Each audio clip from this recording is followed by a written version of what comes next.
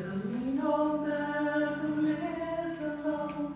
He has no one to call his own. All his kids are gone and grown. They come to see him when they can. But it's so hard to be in his life, because he caused them pain and strife, and said words that cut like a knife. Away from him they ran. But everyone is beautiful, everyone is wonderful. Walls become invisible when you look through mommy's eyes. You can reach out to anyone when their fear is lost with love. Behind their faults you'll see the truth they left behind in days of youth.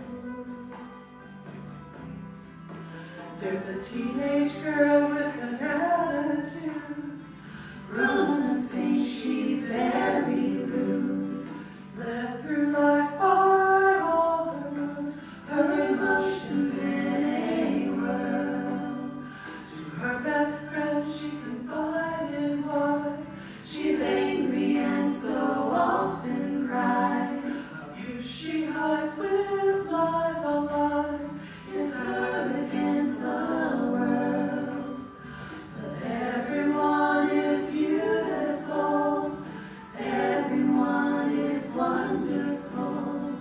Walls become invisible when you look through mommy's eyes. You can reach out to anyone when their fears lost with love. Behind the flaws you'll see the truth they left behind in days of youth. There are so many people living in such pain. Life knocks them down and crushes them till only fear remains. And then they start collecting bricks to build protective walls. See beyond their pain and fear, let love embrace them all. But everyone is beautiful, everyone is wonderful. Walls become invisible when you look through mommy's eyes. You can reach out to anyone when the fear is lost with love. Behind their flaws you'll see the truth they left behind in the days of youth. Look in their eyes and see the truth. Bring them back to days of youth.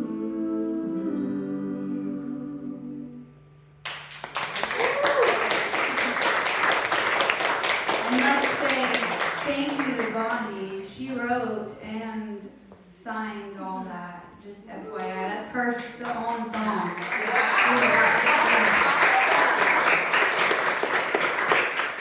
The actual original title of that song is Bonnie's Eyes, but it's Mother's Day, right? Yeah. So happy Mother's Day, y'all. I feel so blessed to have all of these wonderful people that I love here to listen to me, do my thing. Oh, I forgot to say hello, all you love lights. That's my signature thing when I start, right? Hello, all you love lights. Hello.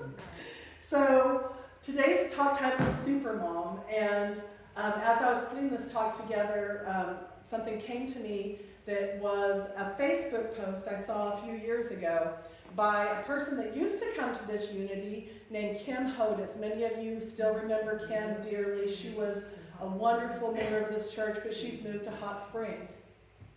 Unfortunately, a few years ago, one of her oldest sons passed away. And as is the case with many of us who go to this kind of spiritual community, we have extra sensory connections, and she was having a conversation with her son on her first Mother's Day since he passed. And this conversation was beautiful and healing for them. But there's one part I wanted to read to you guys that really stood out in my heart. Rob said to Kim, "Being a mom is the highest calling of a human. It is the holiest and most sacred of honors. It's a bigger deal than being a priest or a doctor or a healer or even the president. To be a mother is the ultimate honor. As a mother, you have the most direct and significant impact on another human. No one has more influence on another human than their mother." If somebody says they're going to tell your mom about something, you pay attention, right? It is a sacred calling. It is a spiritual calling. It requires more love and patience and kindness and understanding than any other role a human can embody. And I believe that to be true because I know for sure the impact that my mom has had in my life. And one way that is that every time I go into a forest, I'm always looking for the fairies and the gnomes. And that's because when I was a little girl, we lived in a house that was surrounded by forest, and my mom took me out to the woods, and she showed me all the places where the fairies and the gnomes lived and did their things. And there was this big tree that had fallen over, and the roots were growing together like this. And she was like, "That's where they get married. They go right up to that root, and all the other fairies are sitting on the branches of the tree that fell over watching as an audience." And so every time I go into the forest, I start looking for these magical beings. And I almost always see at least some evidence that they are actually out there in the forest hiding from me. So this last week's been a little bit of a rough week with my mom, though, because my mom has been in the hospital this whole week. I drove to Memphis last Friday. I just now drove back this Friday. She ended up going into the hospital because she was having hallucinations from a urinary tract infection. And some of the hallucinations, so I kind of put it that we went from ice cream to ice cream because she started off, someone of her hallucinations were very innocent and innocuous. Like she was trying to eat ice cream that she couldn't quite get in her mouth, and she was making a big mess, and somebody was going to have to clean up this mess. It was adorable, right? I was sitting there mothering my mom. By the way, mom is not just a noun, it's also a verb. You can mother somebody, you can mom somebody. And everybody knows what you mean when you say that. So mom is not just a noun, it's a verb. And I was mothering my mom through these hallucinations that got pretty scary for her and ended up with her screaming in terror. I would recommend don't watch the news because if you ever have hallucinations, that stuff's going to come through. And it was not pleasant for her. So they were giving her all these antibiotics to try to get the hallucinations to stop and get her urinary tract infection to go away. And they gave her an antibiotic that they didn't know she was allergic to. We didn't know she was allergic to. And her body started to swell. And for a while, everybody kind of thought it was just part of the hallucination she was talking about. She had metal on her tongue. We're like, "Oh yeah, mom, okay, But eventually, a nurse, almost at the last moment that they could have saved her, noticed that her tongue was swollen. And they realized that she was swelling and having an allergic reaction, and what they called intubate her, which means they put a tube down her throat and put her on a ventilator to help her breathe. And they kept trying to get her off the ventilator, but her lungs were too full of fluid. They moved her to another hospital that was it was larger, and they had more equipment to help save her life. And I'm happy to say that I got to sing to my mom and to mother her even more, the same way that I mothered my children when they were little. I would sing to them when they were in bed. And it was a really beautiful experience to be there with my mom, not knowing if she was going to still be on the planet for Mother's Day. I'm happy to tell you guys, though, that they're talking about putting her in a regular room. They took her off the ventilator 2 days ago. She's breathing on her own. She's groggy because they were keeping her sedated, but she is doing much better. And I thank everyone here for the prayers and the energy work that you have given to my family, to me, and to my mom, because I believe that made a huge difference, and that's why my mom is alive today on Mother's Day. And it's such a beautiful miracle, right? Such a blessing. So while I was sitting there in her room and she wasn't able to really interact with me, I ended up writing a poem. And so I was going to share this poem with you. Would you like to hear a poem from Bobby? Yes. All right, here we go. It's called Sittin'. Sittin' in Mama's lap was the safest place to be. Sitting around on Mother's Day while my kids took care of me. Sitting on my kid's bedside, temperature's 103. Sitting on the toilet interrupted, those kids just won't let me be. Sitting as I drive to the hospital, sipping on my tea. Sitting in my mom's room, waiting for her to be set free.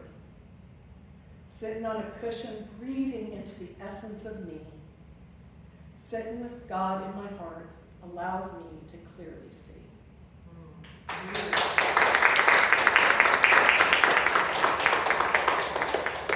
And at the time I wrote that poem, I didn't know she was going to be set free by being set free from her body or being set free from the equipment. I'm so grateful she's set free from the equipment. Such a blessing for me. Such a blessing on this Mother's Day. And through the whole experience, God was right there with me. He was entwined in all of it. It was amazing. Like one day, my sister and I were in the cafeteria, and there was an older lady that was the cashier. I think she was a cashier, but I'm pretty sure she was an angel because I haven't seen her since then. But I told my sister that I would buy her salad. We both had salads. We're trying to take care of ourselves. We're mothering ourselves through this, right? And then we have a salad, and I offered to buy her salad for her. She was like, no, thanks, sis, I got it. And this black girl just really got onto her. She was just like, now you listen. If you deny a blessing that's coming from somebody else, then you're denying them the blessing of giving you a blessing. Not only that, you're denying God giving you a blessing through that other person. Don't deny a blessing that God's sending to you through somebody else. And I know, right? My sister was like, yes, ma'am, and I bought her salad. My sister and I were also heading to the hospital together in the car one day, and we ended up on this really mystical, beautiful dirt road that was an amazing spiritual experience for us. And then we finally found our way back to the highway. We were on the other side of the highway from where we had started, but we had not crossed the highway. It was a big Rock Candy Mountain kind of experience. Now you guys know about the Big Rock Candy Mountain, right? No. You don't know about the Big Rock Candy Mountain? No. Oh, well, we're going to have to show you the Big Rock Candy Mountain. Can I get my singers to help me with that?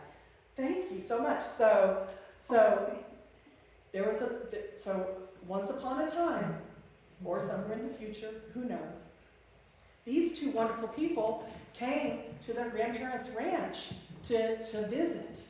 And their grandparents said that they could go and ride the horses. And Regina and Chelsea were so excited to ride these horses, y'all. They were so excited. And so their grandpa was helping them get everything all saddled up, or their grandma, maybe one of them was doing each. Don't want to be sexist, right? So they were getting everything ready, and they asked Regina, which horse do you like? What horse's name do you want? Golden one? The golden horse? Yeah. Okay, all right, cool. And what color saddle would you like today, Regina? Maroon. A maroon saddle and saddlebag. I have a maroon saddlebag to match. That's so cool. All right, we're going to pack your lunch in your maroon saddlebag, and you can get on the golden horse.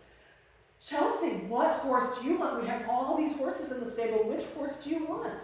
Sprinkles. Sprinkles. Oh, Sprinkles is a good horse. That's a good choice. What color saddle and saddlebag would you like, Chelsea? Lavender. Lavender. Oh, I have that one right over here. And so Grandma and Grandpa put on the saddles and the saddlebag and packed the lunches for the girls, and they took off. But Grandma and Grandpa said one warning to them before they left. They said, stay on this side of the creek. We don't want you to get lost out in the woods. Stay on this side of the creek. And of course, they said, Yes, Grandma. Right, so they're out riding and having fun and adventuring. But by the time afternoon came, they stopped and had their lunch, and they were getting a little bit bored with this side of the creek, right? They had kind of explored this whole side of the creek. And Chelsea, being a little bit rebellious and quite adventuresome, said, Regina, let's just go on the other side of the creek a little bit. We'll just go just on the other side of the creek, because there's some cool stuff over there I want to see. And Regina was like, I don't think so. Chelsea was like, come on. And so finally Chelsea talked Regina into it, and against their grandparents' wishes, they went to the other side of the creek. And they were having so much fun exploring. They lost track of time. They were looking for those fairies and gnomes and found some evidence of them, and it was really cool. But then the sun started to go down, and Chelsea said, I think we got to get back to the ranch. And Regina said, yeah, we do need to get back to the ranch. And they were confused about which way it was to get back to the ranch. And they were looking, and they were so upset, and they were crying. I know, they were so upset. And so they stopped and said a prayer that God would take care of them. And they started riding the direction they thought was the ranch. And all of a sudden, they were so hungry. They'd already eaten their lunches. They didn't have dinner packed. It was dinner time. They were so hungry. They were so upset. And all of a sudden, right there in front of them was the Big Rock Candy Mountain. Now, the Big Rock Candy Mountain, instead of dirt, there were chocolate sprinkles. And there were a couple of streams going down the mountain. One was chocolate milk, and the other was some kind of soda pop. And the bushes had gumdrops, and the trees had candy bars. And the girls were so happy that they went, and they decided that they were going to eat a whole bunch of candy. And not only did they eat a whole bunch of candy, and they drank the milk, and they did all the stuff, they were so full, and they stuffed their saddlebags full of the candy. And they decided they better get back. Grandma and Grandpa are going to be worrying, so they head off in the direction they think the ranch is. Well, turns out they were going in the wrong direction, but good news was Grandpa had gotten together some of his friends, and they were out looking for the girls, and they found them. And boy, those girls were in trouble. They got sent to bed without any dinner, but they didn't care because they were full of candy, right? So the next morning they woke up, and they tried to tell their grandparents about the Big Rock Candy Mountain. And their grandparents, of course, didn't believe them, but they showed them the candy in their saddlebags. And so Grandpa took some of his friends out, and they went and they looked all over the forest, everywhere, and they could not find the Big Rock Candy Mountain. Do you know why they couldn't find it?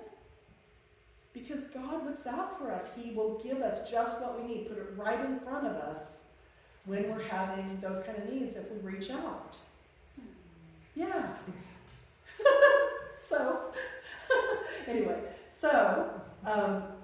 That is what happened on this road with my sister.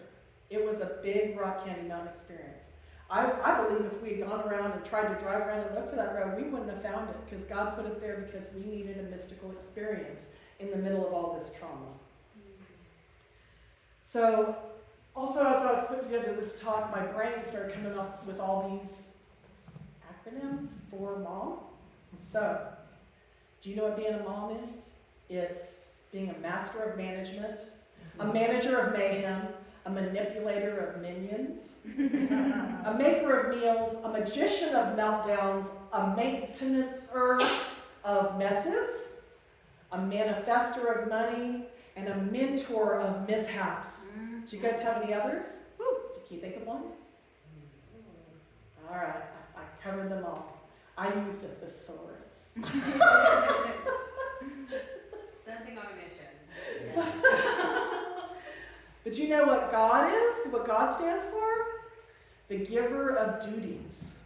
And God kind of gives us duties to do. And if you're a mom, He gives you actual DOODIES to pick up after and stuff like that. But I mean duties as in DUTIES, you know. And so we have these missions where God is flowing through us, and God is loving us through each other. And to me, that's what it really means to be a mom, right? And so I asked some of the moms in this church what their favorite mom superpower is. And whether you're a man or a woman, I want you to think, have I ever had this superpower before as I'm reading this list? So Annette said her favorite mom superpower was patience and wisdom. Regina said her favorite superpower was remembering when she was that age too. Catherine said, the activity of life and the aliveness of children gives me a boost. It changes me. Teresa W. said that her mom's superpower is empathy on a deeper level. Jessie said unconditional love and resilience. Talina said nurturing creativity is her mom's superpower. Chelsea said patience and true unconditional love. And she is such a patient mom. If you've ever seen her interact with her son, he's just an amazing kid growing up thriving in this patience that his mom has for him. Crystal Joy said heightened intuition. You know how you think your mom has eyes in the back of her head? She doesn't. It's the intuition. She'll get you every time. Don't try to get away with it. Just don't. Chrissy, who was a YOU mom for many years, the Youth of Unity, that's the teenagers that go to this church, she said encouragement was her mom's superpower. And I feel like that I was mothering those YOUers when I was a YOU sponsor as well. And they still, some of them reach out to me for different things at various times. And I loved being a mom to 20 kids in this church. They would follow me around like a bunch of ducklings behind a duck. And when on Wednesday night we would get together and they would be hanging out, I could not get them to leave the church. I would be like, hey, you kids, get off my lawn, and make them go away, you know, because they really wanted to be around me. And through them, I learned that I'm cool. I didn't know it until I was YOU sponsored, but I'm pretty freaking cool. So, my favorite mom superpowers are lasting playfulness and perseverance. Because my kids, like, I could get them to do anything if I made it playful, right? It's like, we had this game, I'm gonna get my seatbelt on first. And I didn't ever have to mess around with them not getting their seatbelt on. Because we were all like trying to get to the, you know, when we were driving along, I'd be like, oh, I think I see Pikachu. Oh, I think I see Charmander. We were playing, like, pretending like we saw Pokemon all over the place, right? It was so fun. They brought that playfulness back to me from my childhood. And perseverance is really such a strength as a mom. You know, I call it the mama bear power. And the mama bear power is when you have the flu and you feel like crap and you're still taking care of your kids and taking their temperature and holding the bucket while they puke and cleaning up whatever mess they make. You know, it's this power that you get that like lifts you up and makes you able to go and mother your mom for a week while she's in ICU, you know? It's that mother bear power that we all have. We've all drawn on this strength to be there for each other and to help others, even if we didn't feel like we had the energy to do it. So I want to also just give props to the mother that gives us every single thing that we ever touch, see, hear. It's Mother Earth. Everything what you're sitting on is made of Mother Earth material. You know, this is the ultimate nurturing and the ultimate mothering is what we get from this Mother Earth. And our Mother Earth always appreciates when we mother her as well, right? When we do things to take care of her and plant trees and pick up trash and recycle, all the things that this church is so good at doing. That's the mothering that we can give God. And as I said, God nurtures us through each other. So whether you're a man or a woman or non-binary or whatever you identify as, you are still a mom. You are still a mother and you still mother other people. My mom someday will transition. She has a lot of health problems. She does. And that's going to be a hard day. But you know what? I know when that happens, this community is going to mother me with prayer. And that Chelsea will be encouraging me, mothering me, encouraging and uplifting me. And that Cheryl will brush my hair. And that Benny will pick on me every day morning on Messenger. And that Catherine will give me sage advice. And that Crystal Joy will watch my dog for me and go and buy a bunch of roses because I've been through hell this week. And that she'll have my back, that she'll mother me. And me, I get to mother myself. And let's not forget that important relationship. I get to do self-care. I get to put my feet up and relax. I get to meditate and go to retreats when I mother myself. And when I show up in this world to mother myself and to mother all of the people around me. And that, to me, is what Mother's Day is all about. Thank you.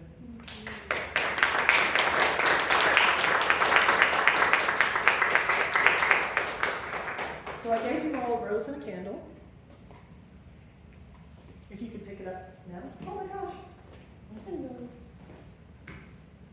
All right, so we're going to do a meditation. But I'd like you to be holding your rose and your candle during this meditation because you'll know why. So I'm going to ask everybody to just get into a comfortable position and start slowing down your breathing. And you can either close your eyes or you can gaze at the chair in front of you with a soft gaze. But I want you to really be present with your breathing.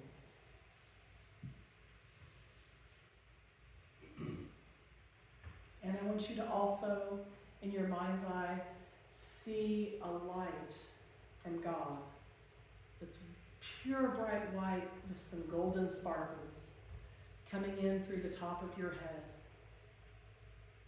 and shining all the way into your heart and filling you up with this God light. And I want you to also imagine roots coming from the bottom of your feet and the base of your spine, going deep into the earth.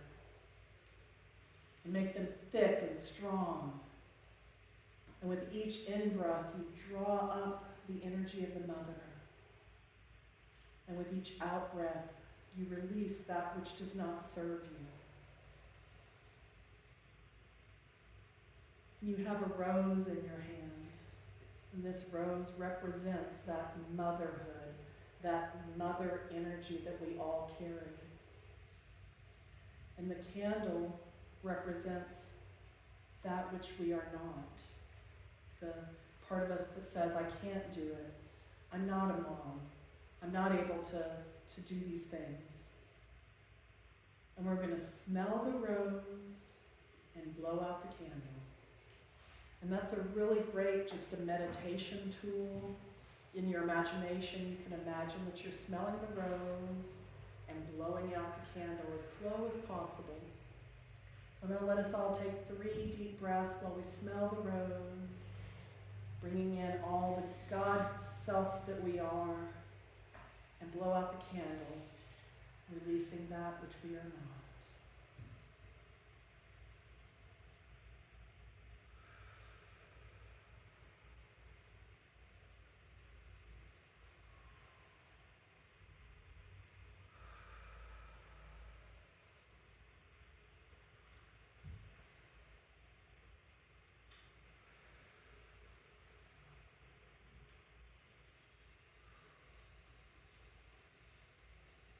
I'm going to ask you to take one more deep, slow breath.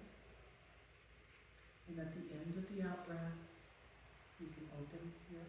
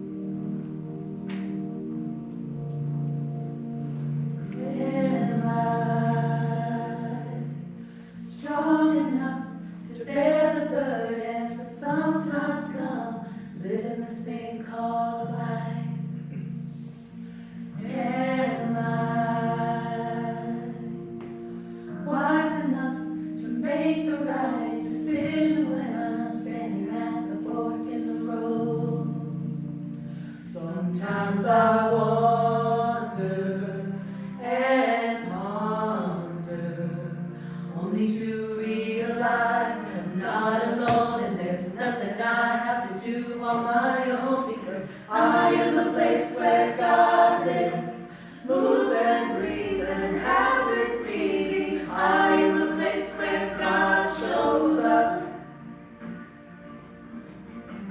I am the place where God lives, moves and breathes and has its being. I am the place where God shows up. Will I have enough to do the things I need to do to take care of myself? Will I have the help of mind and body to live a life of grace and holiness? Sometimes I wonder and ponder, only to realize that I'm not alone, and there's nothing I have to do on my own, because I am the place where God lives, moves and breathes and has its being. I am the place where God shows up. I am the place where God lives, moves